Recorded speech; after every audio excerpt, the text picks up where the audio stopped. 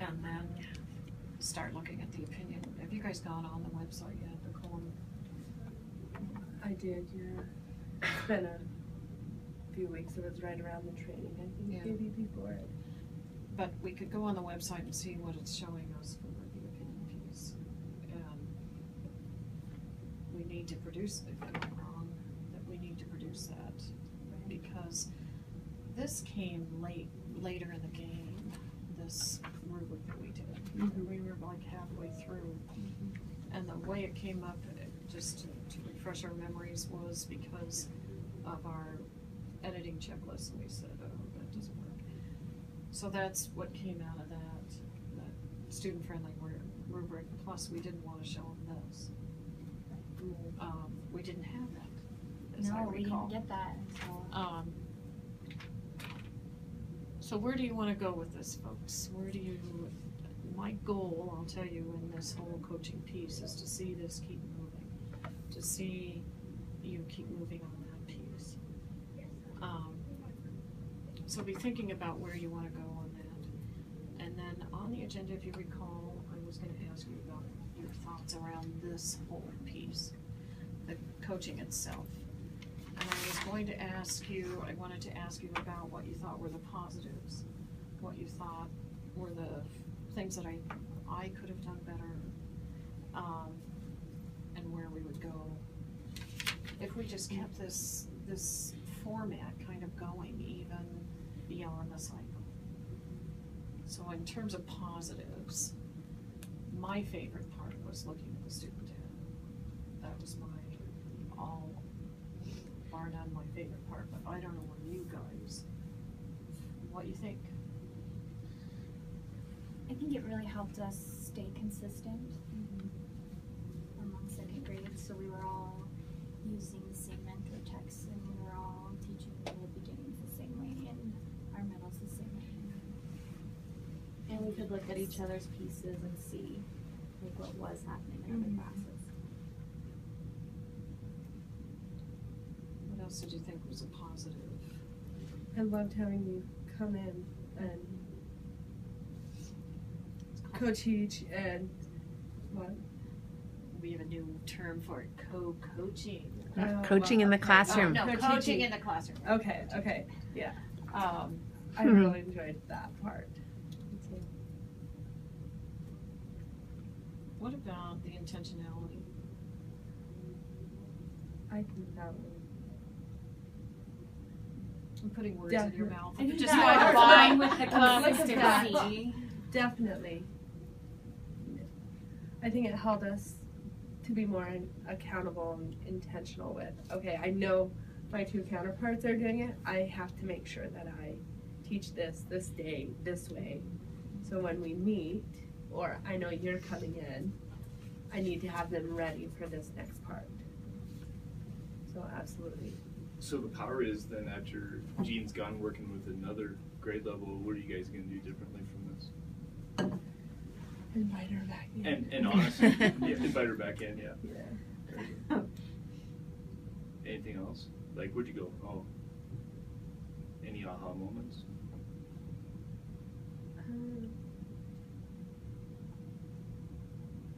don't know so much ahas, but definitely I'd like us to continue being just as intentional about our writing and not be, oh, we're working on specialist stories, or, you know, let's make sure Monday we're doing, like we did with this, just continue to be really thoughtful with the entire process. And possibly pull that all into the unit making as well. So that we have these nice, solid pieces going on through the writing and the reading and even the science. So what did you think were the challenges or missed opportunities? For myself, as I reflect, you'll just notice right here, I didn't write a thing down. I wrote a few things down, but I didn't write enough down or keep enough in my head that when I got back to my office to type up what actually we said or did. juggling some of the paper work. I have a folder for our superfluous stuff and some of the data, and then I have, to me, I wanna streamline that and make sure that I'm true to the process in how I record it. That's a missed opportunity for me. Nowhere in our law did I put our actual goal. We put it in the NICAN statement, but I mean, we put it as a SMART goal, but that, I didn't put what it is we wanted the kids to walk away with. We wanted them to have a best day of school narrative at the beginning, middle, and end. Even though we talked all about that. So those are some missed opportunities on my part. The other thing was, scheduling coming in, like the day that I was supposed to come to you at 1:30, looked at the clock, it was 1:40, came in and you were in the middle of the reading rotation. Those to me are missteps on my part. Getting caught up in the moment. An opportunity that I think you should all see is how Amy is utilizing that have-a-go at the beginning of her writing time, and now she pulls them back for the sharing piece. Those are a couple of pieces of things that I just saw from your classroom. I'd be willing to cover you and go watch. It's maybe, 5 minutes at the beginning and 8 or so minutes at the end. So those are some opportunities that I feel we could have come out of this.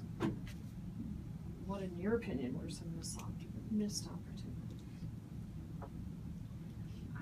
I think for me, maybe this isn't the coaching. I would like to kind of step back and watch you do individual conferences with the kids. Because we were all working at the same time. Right.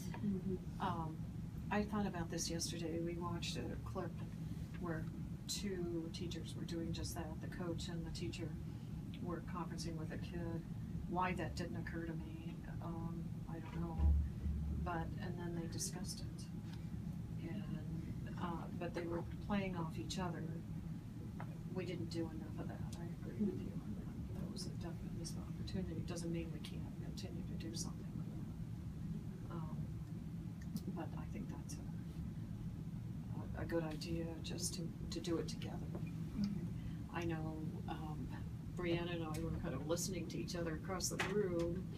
Brianna said, bring your rubric with you. And I said, okay, do you have your rubric? Brianna, I know, heard me across the room.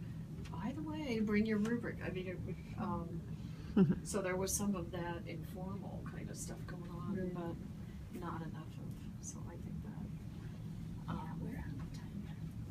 well, thank you. Thank you, you guys. Thanks, so you much. I guys. appreciate you. I thank you so much for doing this.